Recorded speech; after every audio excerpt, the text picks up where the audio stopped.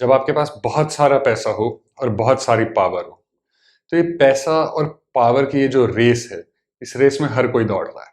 और यही हो रहा है हमारे देश में टॉप दो ग्रुप्स के बीच में। दोनों ग्रुप्स कौन है हम बहुत अच्छी तरह से जानते हैं, लेकिन इसमें पावर का भी इतना ज्यादा मैं नहीं कहूंगा कि रोल है, क्योंकि जब पैसा इतना सारा हो, हजारों लाखों करोड़, तो पावर कहीं ना कहीं अपने आप आ ही जाती है। पर अब सबसे बड़ा सवाल ये है कि क्या जिन लोगों ने अडानी के स्टॉक्स में पैसा लगाया है, हमने मार्केट में देखा कि क्या हुआ। जब सबको लग रहा था कि मार्केट गिर जाएगा, तब नहीं, मार्केट रोज अपने रिकॉर्ड तोड़ रहा है। सेंसेक्स निफ्टी रोज अपने हाई पर पहुंचकर बंद हो रहे हैं रोज। वो स्टॉक उस कंपनी के कुछ गिरते हैं, कुछ कंपनीज के पूरे ग्रुप के स्टॉक्स कुछ गिरते हैं और फिर चढ़ते हैं, बहुत ज्यादा गिरते हैं फिर चढ़ते हैं। इसका मतलब सिंपल सा है। एक तो ये जो खबरें आ रही थी कि इन इंस्टीट्यूशंस पर बैन लगा दिया है, इन पैसों पर बैन लगा दिया है, ऐसा कुछ भी नहीं है। पैसा अभी भी उन स्टॉक्स में खूब डाला जा रहा है। लेकिन जिन लोगों को ये लगता है कि अच्छा इस वजह से उनकी इन्वेस्टमेंट खराब चली जाएगी, तो मैं एक बात आपसे पूछना चाहूंगा। जब हम मार्केट में पैसा लगाते हैं, अब मुझे नहीं पता था, अगर मैंने अडानी ग्रुप ऑफ कंपनीज में पैसा लगाया, कि उसमें कितना फॉरेन इन्वेस्टमेंट है। मैंने सिर्फ ये देखा कि ये कंपनी कितना अच्छा कर सकती है।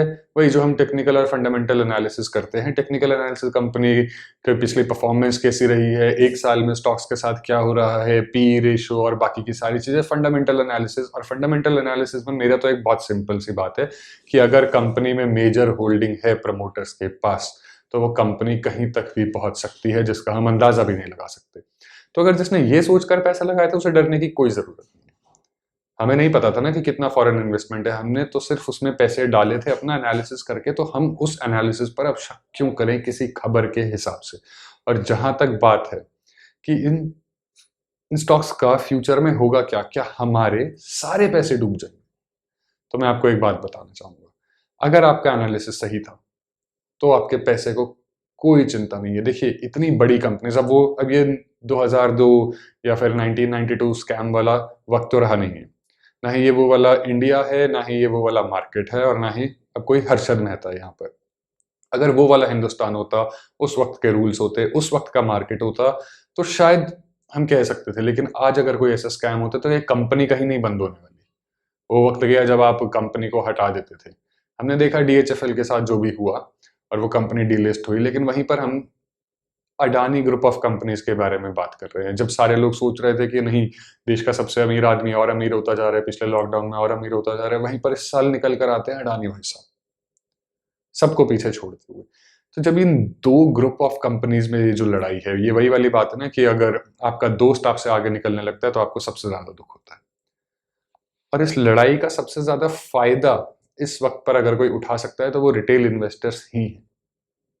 और कोई इस लड़ाई, अगर अब जिस तरीके से हमने पार्टिसिपेशन देखा है स्टॉक मार्केट में, जो पिछले 2 साल में बढ़ता जा रहा है, कितने सारे नए नए लोग आ रहे हैं, और जब हमें पक्का इस तरीके से दिख रही है एक राइवलरी दो बड़े ग्रुप्स के बीच में, दो बिजनेस हाउसेस के बीच में, तो जरूर कहीं ना कहीं इसका फायदा उठाने का ये सही मौका रिटेल इन्वेस्टर्स के पास है, ट्रेडर्स के पास है।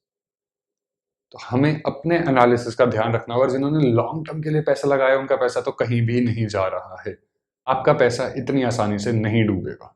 और हम जिस ग्रुप के बारे में बात कर रहे हैं, उस ग्रुप की वैल्यूएशन इतनी बड़ी है कि उसको खत्म करना या फिर उसे मार्केट से वाइप आउट कर देना कोई आसान काम नहीं है। और पैसे अभी भी यहाँ पर पंप हो रहे हैं, ये स्टॉक ऊपर जा रहा है। अभी अगर हम बात करें शॉर्ट टर्म की कि अगले 1-2 हफ्ते में ये कैसा दिखेगा, तो उसके लिए तो हमें बहुत डीप एनालिसिस करना पड़ेगा। लेकिन लॉन्ग टर्म में मेरे हिसाब से तो ये स्टॉक आपका पैसा फिलहाल तो नहीं डुबाने वाला है। हाँ, अगर इस केस में कुछ नया निकल कर आता है तो बात अलग है। और ये जो पूरा का पूरा केस है जिसके बारे में हम सोच रहे हैं कि एक ट्वीट से शुरू हुआ, तो नहीं। अगर आप स्टॉक मार्केट में हैं, अलग अलग व्हाट्सएप ग्रुप्स आपने ज्वाइन किए हुए हैं, टेलीग्राम आपने ज्वाइन किए हुए हैं, तो आपको अच्छे से पता है कि ये कहानी उससे भी कुछ दिन पहले शुरू हो चुकी थी, उससे भी 2-3 दिन पहले। जब आप बहुत बड़े बिजनेसमैन होते हैं, आप अलग अलग कंपनीज में शेयर होल्ड करते हैं, पावर होल्ड करते हैं, तो आपके लिए बहुत आसान है चीज़ों को घुमाना, लोगों को मैनिपुलेट करना। और ये राइवलरी की वजह से शायद हो रहा है। अभी हम में से कोई भी नहीं जानता कि ये स्कैम निकलेगा या नहीं निकलेगा, लेकिन एक चीज़ हम ज़रूर जानते हैं कि इस राइवलरी का फ़ायदा उठाने के लिए अगर कोई मौका है, तो वो यही है रिटेल इन्वेस्टर्स के पास, ट्रेडर्स के पास।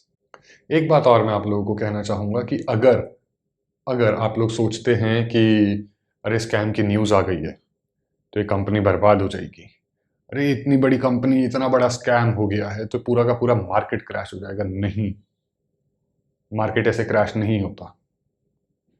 मार्केट क्रैश होने के लिए स्कैम की खबर नहीं, कोई बहुत बड़ा स्कैम चाहिए होता है, जो कि अभी तक हुआ नहीं है। तो खबरों के साथ तो वही वाली बात है ना, जैसे कि होता है कि हम टिप्स पर स्टॉक बाई करते हैं और फिर हमारा पैसा जाता है, तो ये उसी तरीके से टिप है। इस खबर को आप एक तरीके से वही मानकर चलिए। लेकिन अगर आप अपने पैसे का ध्यान रख रहे हैं, आपने अच्छे तरीके से इस कंपनी में इन्वेस्ट किया था सब कुछ देखकर, तो इस चीज़ से आपको डरने की कोई ज़रूरत नहीं है। और बल्कि मैं आपको फिर से यही कहूँगा कि इस चीज़ का फ़ायदा उठाने की कोशिश कीजिए।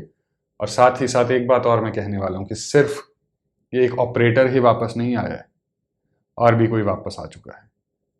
अगर आपने देखा होगा तो दूसरे बड़े ग्रुप के भी कुछ स्टॉक्स, जिन्हें हम देख रहे थे कि अरे ये तो इतने बड़ी कंपनीज थी और ये जो पिछले कुछ वक्त में बर्बाद हुई, उनके स्टॉक्स 400-400 रुपए के स्टॉक 1.5-1.5 रुपए पर आकर गिरे, वो भी चल रहे हैं। उसके बारे में मैं अगली वीडियो में बात करूंगा। लेकिन ये राइवलरी बहुत मज़ेदार होने वाली है, बहुत इंटरेस्टिंग होने वाली है। जब देश के टॉप बिजनेस ग्रुप्स एक दूसरे के साथ मैदान में उतरते हैं ना, एक दूसरे के राइवल्स, तो उसे देखने में मज़ा ही कुछ और आता है। मार्केट पर नज़र बनाए रखिए, अपने एनालिसिस पर शक मत करिए, और अफवाहों की वजह से परेशान होने की आपको कोई ज़रूरत नहीं है, बल्कि जितना हो सके उतना फ़ायदा उठाइए। तो चलिए मिलते हैं अगले वीडियो।